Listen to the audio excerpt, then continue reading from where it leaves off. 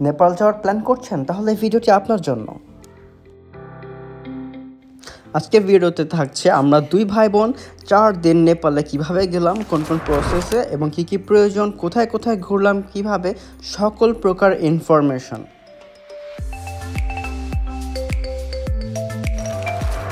Good morning guys, this is second day of Nepal tour.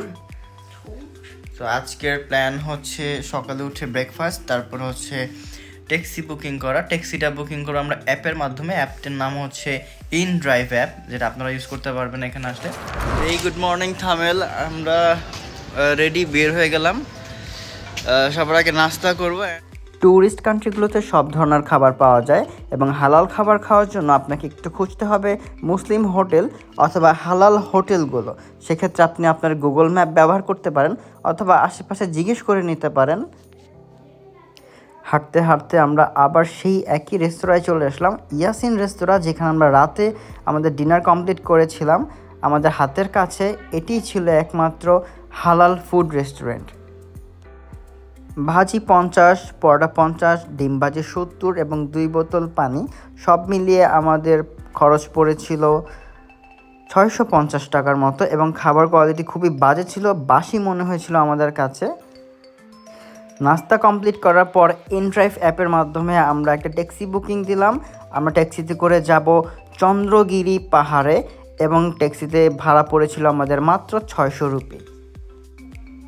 আশেপাশের পরিবেশ উপভোগ করতে করতে এবং আমাদের ড্রাইভারের সাথে কথা বলে কিছু ইনফরমেশন জেনে নিচ্ছি নেপাল সম্পর্কে, তাদের পরিবেশ পরিস্থিতি, সরকার, নিয়মকানুন সব কিছু এভারেজ খুবই ভালো লাগলো। খুবই পরিষ্কার পরিচ্ছন্ন রাস্তাঘাট এবং সবাই খুব সুন্দরভাবে নিয়মকানুন মেনটেন করে, বিশেষ করে গাড়ি চালার জন্য। যেহেতু আমি একজন ড্রাইভার, আমি নিজে ড্রাইভ করি, সেক্ষেত্রে আমি তাদের ড্রাইভিং সিস্টেমগুলি খুবই লক্ষ্য করি, যেখানে ট্রাফিক পুলিশ না থাকা সত্ত্বেও তারা কোনো রকম আইন ভঙ্গ করে না। মোটামুটি 1 ঘন্টা ড্রাইভ করার পর আমরা চলে আসলাম আমাদের কাঙ্ক্ষিত লোকেশন চন্দ্রগিরি পাহাড়।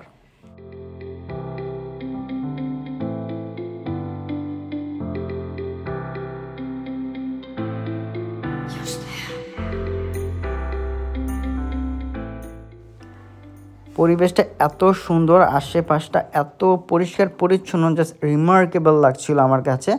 সূর্যের আলো পড়ছিল, হালকা ফগি ছিল, ক্লিয়ার ভিউ ছিল, একদম আকাশগুলো কাছে মনে হচ্ছিল এবং পুরো নেপালের ভিউটাই মনে হচ্ছিল দেখা যাচ্ছে।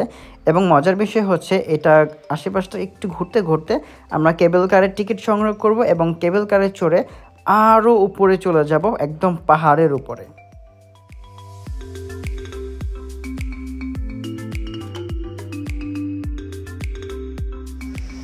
I love Chandragiri.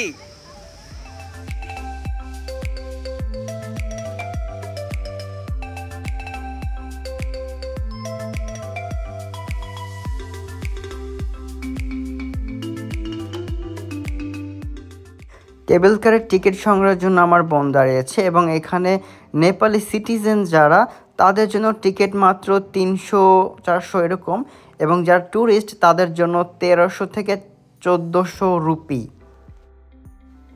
দুষ্টু বুদ্ধি মাথায় এসেছিল, ভেবেছিলাম আমি নেপালি বলে চালিয়ে দেব, কিন্তু না, আপনাকে নেপালি এনআইডি কার্ড শো করতে হবে। যার যার টিকিট হাতে রাখুন, এখানে চেক ইন চলছে, আপনার টিকিট একটি ছোট্ট ফুটো করে দেওয়া হবে।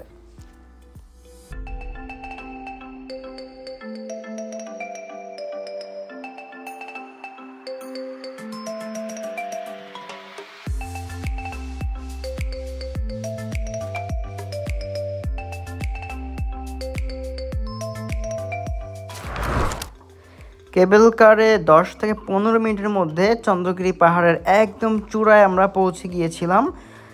সেখানে যেতে যেতে আপনাদেরকে ছোট ছোট কিছু ক্লিপস দেখে দিচ্ছি যে উপরে যাওয়ার পথে দেখতে ব্যাপারটা কেমন লাগে। OMG! Oh my god! Oh shit! Oh shit! Oh!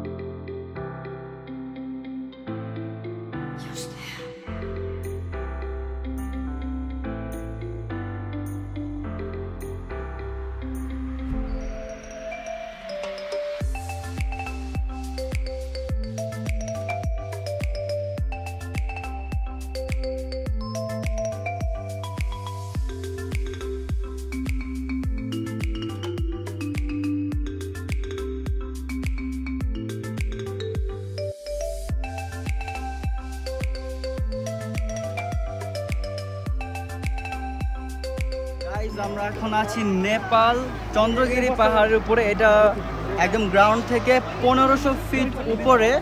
তো আমরা কেবল কার এখানে আসছি। এটা ওয়াজ হিলারিয়াস, বাট জায়গাটা একটা অমাইক একটা জায়গা। এখানে দেখতে পাচ্ছেন রোদ, তারপর এরকম জ্যাকেট পরা, তো ঠান্ডা কিন্তু অনেক।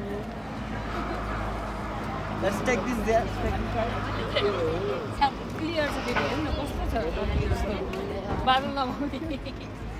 মেঘগুলা কিভাবে বাউন্স খাচ্ছে দেখতে পাচ্ছেন আশা করি।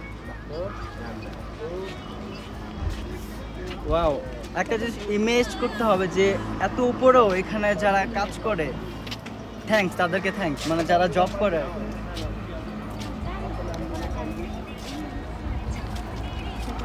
এখানে একটা রিসোর্টও আছে এত উপরে, ওখানে ক্লাইম্ব করা যায়।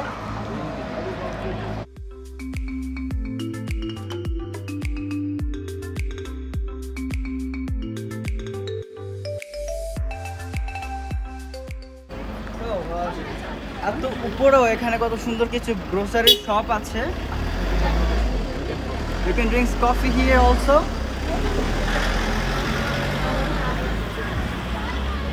রিসোর্টে যাওয়ার জন্য টিকিট বুকিং এনিথিং এখান থেকে করতে হবে।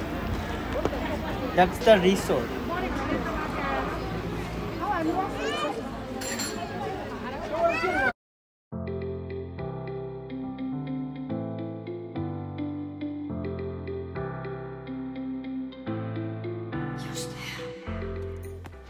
এই যে বিদেশি ভদ্রমহিলা, উনি এখানে ট্রেকিং করে উপরে উঠলো। তো আমার মনে হলো যে এত মুরব্বী মহিলা ট্রেকিং করে আসলো, আমি একটু ট্রাই করি। মানে আমার মাজা কোমর গিরাগারা সব লক হয়ে গেছে ভাই, বিশ্বাস করেন। আমি অল্প একটু গেছি আর আসছি, আমার অবস্থা টাইট।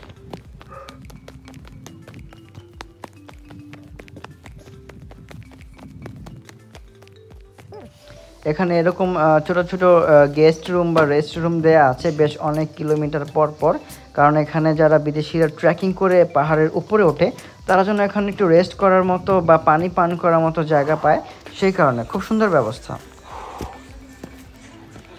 বাবারে বাবা,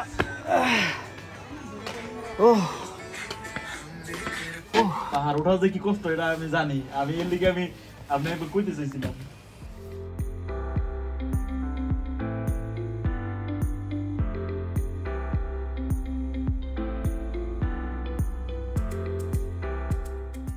মেঘের রাজ্যে আমরা, মেঘগুলো যখন এসে গায়ে বাড়ি খায় তখন খুব অসম একটা ফিল হয়।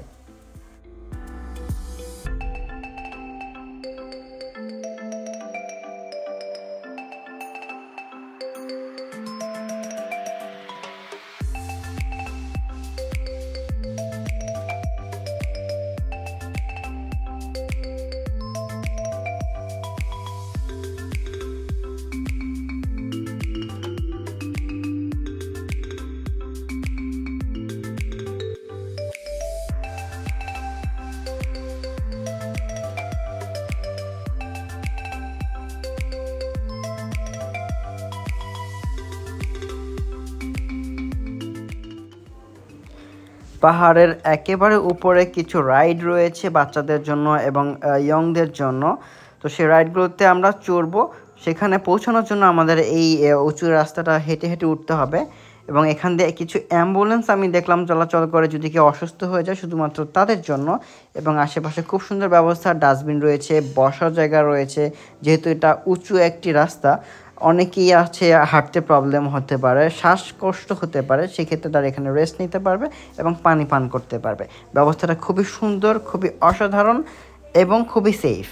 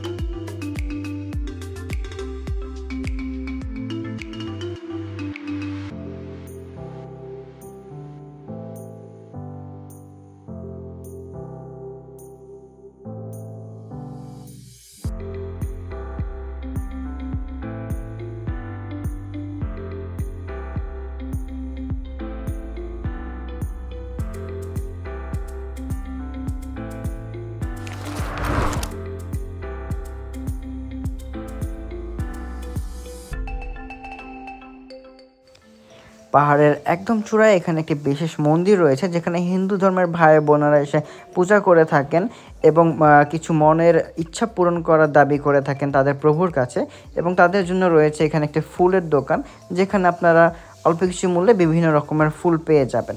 মন্দিরের ভিতরে আমি প্রবেশ করিনি যেহেতু আমি ইসলাম ধর্মের, এবং এখানে প্রবেশ করতে হলে জুতা মোজা খুলে ঢুকতে হচ্ছে, তাই আমি আপনাদেরকে আশেপাশ থেকে দেখানোর চেষ্টা করছি।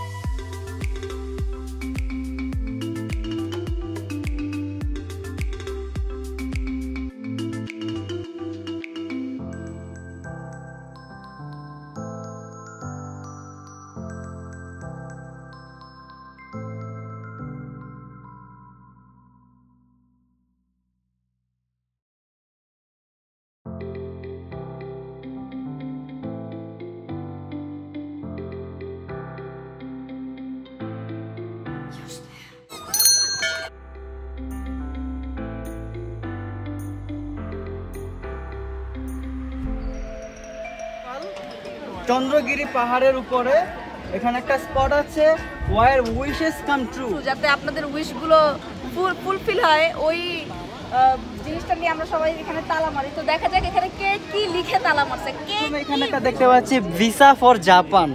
ওকে, that's nice. Tulsi, BBD love, Anita love, Amit. Okay, এরপরে এখান থেকে একটা পড়ি। এখানে অনেক কিছু লেখা, কি লেখা এটা নেপালি ভাষা, সো পড়তে পারলাম না, এটা পড়ি। কিরণ শাহ, নাভনীত, সিয়া লাভ, রাজ কি লেখা এটা পড়তে পারলাম না, সরি। আচ্ছা, এরপরে আরো ওদিকে অনেক আছে। এখানে একটা দেখতে পাচ্ছি friends for ever, that's nice.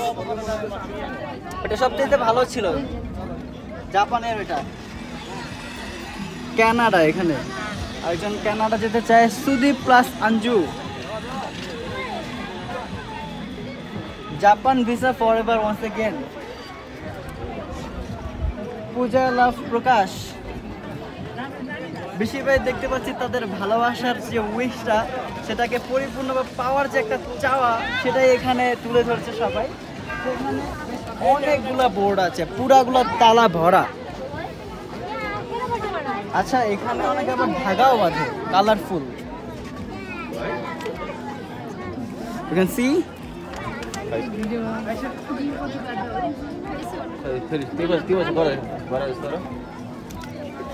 তো আপনারা এখানে আসলে আপনি চাইলেও আপনার ভালোবাসার মানুষকে নিয়ে আপনার মনের উইশটা লিখে দিতে পারেন। আমরা এখন জিপলাইন ট্রাই করব 800 রুপি এবং ক্যামেরা সেটআপ সহ 1200 রুপি। ওকে, इसके लिए वेट करना पड़ेगा। Okay, no problem. हाँ, let's wait. we will wait here। जिंदगी ना मिले दोबारा, इसीलिए हम लोग जा रहा है जिप लाइन पे, और मेरे साथ है मेरा बहन। कैसा लग रहा है?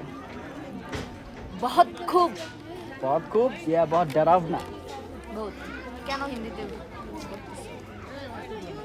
সো নেপালি মেইনলি ওরা নেপালি ভাষার পাশাপাশি হচ্ছে আপনার ইংলিশ কম, হিন্দিটা ভালোই প্রেফার করে, বাট আমি নেপালি একদমই পারি না, হিন্দিটা পারি।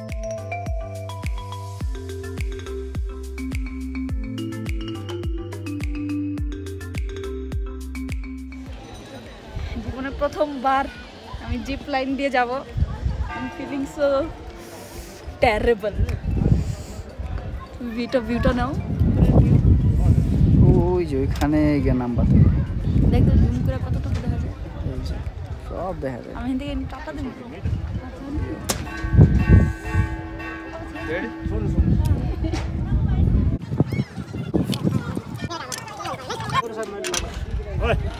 कास के बदलो। और जोर से उतना ही है। गिर नहीं जाऊंगी ना।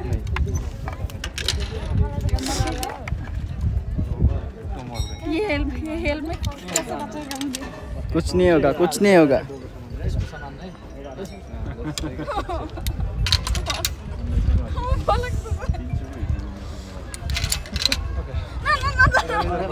कार का नहीं चला ना भाई वेट এই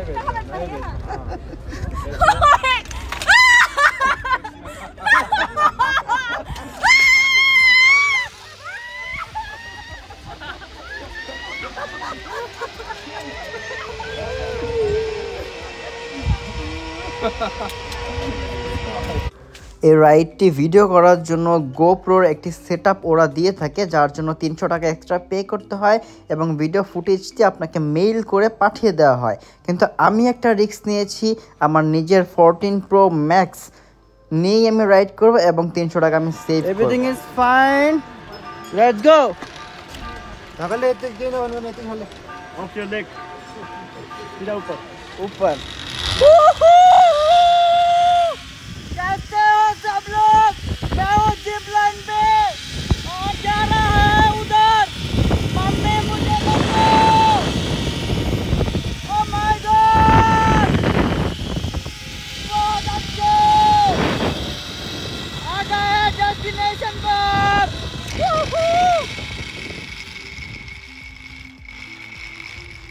Okay, we have just landed safe and sound. Thank you. এটা ছিল জিপ লাইন, আমি ওইখানে ছিলাম, ওখান থেকে এখানে আসছি। It was terrible adventure. You should try it here. Okay, thank you. Thank you so much. आप उधर बांग्लादेश में क्या करते हैं? জিপ লাইন থেকে নামার পর এখানে বাচ্চাদের সুন্দর খেলার জায়গা রয়েছে অ্যান্ড এখানে রয়েছে top toy shop.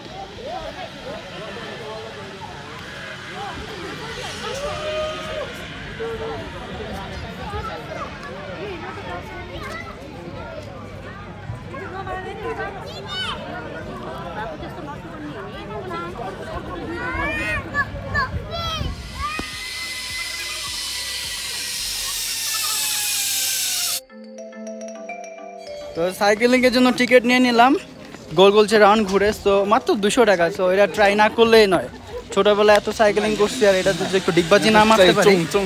So I want to try this one. Let's go once and again.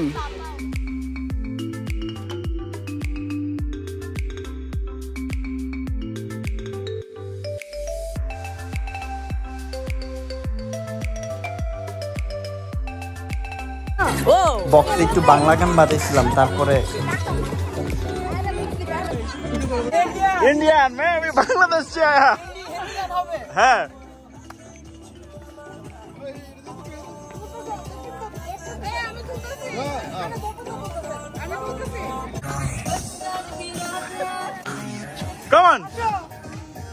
তো বন্ধুরা, চন্দ্রগিরির জার্নি আমাদের এই পর্যন্তই ছিল। সো আমরা এখন আবার কেবল কারে চড়বো, চড়ে আবার নিচে যাব।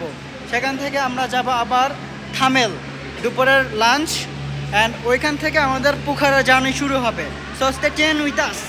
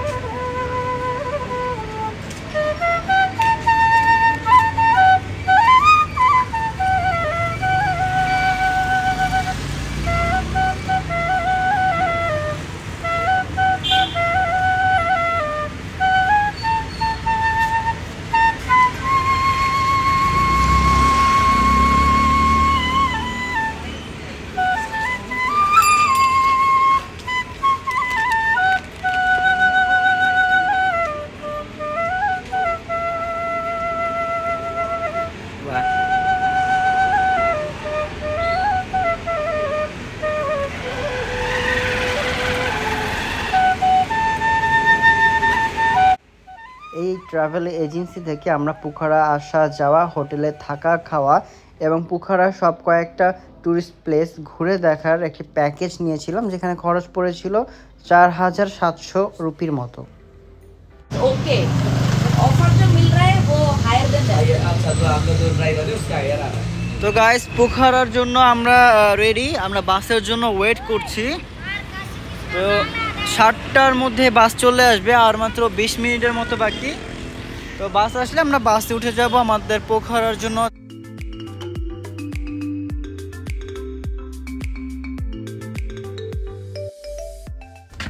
This is our bus.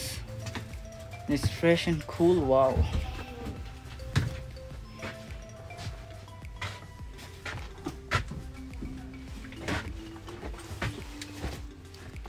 Really nice.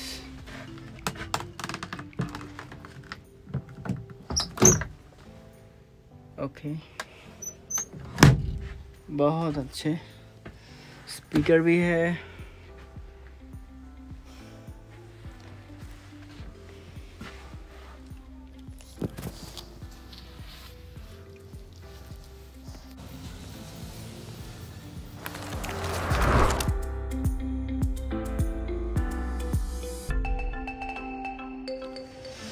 Guys একটা টেরিবল ট্রাভেল ছিল, আমরা বাসে আসছি আর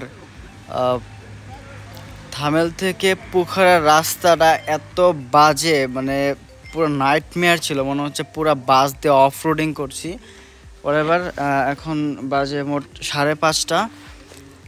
উই হ্যাভ জাস্ট রেস্ট, মাত্র পৌঁছাইছি। তো এখন এখান থেকে ট্যাক্সি নিয়ে আমরা আমাদের হোটেলে যাব।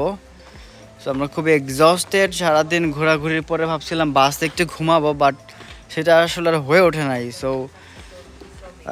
এখন একটু রেস্ট করার পর আবার 9টার সময় হয়তো আমাদের ট্যুর গাইড চলে আসবে আমাদের পিক করতে।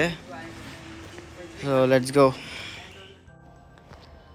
পুখারা বাস স্ট্যান্ড থেকে আমরা ইনড্রাইভ অ্যাপের মাধ্যমে ট্যাক্সি বুকিং করি, যেখানে 300 রুপির মধ্যে 15 মিনিট ড্রাইভ ছিল, আমাদের হোটেল পর্যন্ত নিয়ে আসে। এবং সেখানে আরও ট্যাক্সি ছিল বাস স্ট্যান্ডে, বাট সেই ট্যাক্সিগুলো অতিরিক্ত ভাড়া চায়, সেজন্য আমরা অ্যাপটা ইউজ করি। রিসিপশনের ফর্মালিটিস কমপ্লিট করে একটা ছোট একটা ন্যাপ নিব। দেখা হচ্ছে 3য় পর্বে। ভালো থাকবেন, আল্লাহ হাফেজ, বাই বাই।